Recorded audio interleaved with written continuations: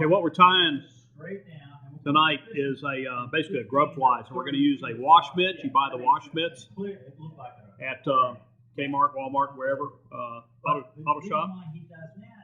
And we're going to cut some of this off. We're going to make a grub fly. It basically resembles a grub out of the yard.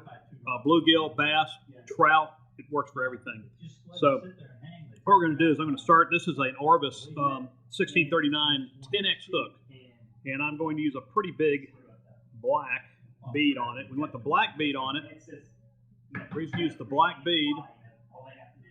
That bead is a 7/64 black tungsten smooth. The reason we want to use that is because it simulates the black head of the grub. So what I'm going to do is we're going to use red thread because a lot of grubs have a black head and a red thorax. So I'm just going to start tying this in. Reposition my hook a little bit. Make sure I got it tight. Yeah. Okay. Tie down the shaft. I always tie all the way down the shaft, do a half hitch about halfway down to lock it in. Take care. You can tell we're at a big time party. So what we're going to do here is I'm going to wrap that thread on there so it's a full length wrap. I'm going to go back up to the bead and I'm going to tie that bead in tighter. I'm going to trim the thread off. So I'm going to go ahead and tie this in, tie the bead in pretty tight so it's not moving around a lot. You can use glue on this. You don't have to use glue. Normally I would, but on this one I'm not going to use glue. The bead's still moving around a little bit, and that's okay because now I'm going to take our, you see this? It's hard to see, I think, maybe. But we're just going to take this and snip it off right there. Now, it's a small hook, so we don't want this way back. If you tie it above the hook, what happens is you get short strikes on that. Your bluegill will hit the top of it and try to rip it off. So you want to tie it down inside the hook. So we're going to lay it underneath, tie it right underneath the hook. You can see I'm going to use about that much of it.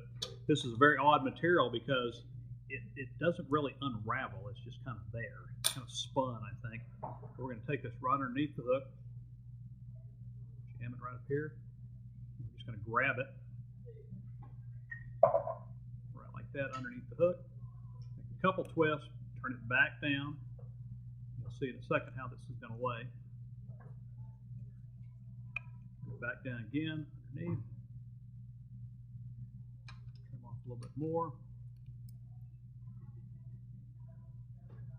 And what I'm going to do, you can see it really just comes off pretty easy. So I've got this now underneath the hook. What our target is, I'm going to hold it in place, and I'm going to build up a head that's right behind that bead. Just like that. So now we have this black head with a red thorax.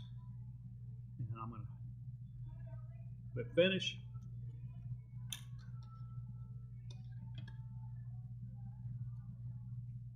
You want to put some head cement on that. And then what we've got is, you can see it's just rotate it down a little bit. This actually fits right beside the hook.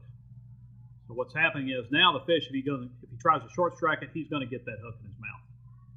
It's also, when it's down like that, if you're in weedier areas, it actually serves as a kind of a little bit of a weed guard.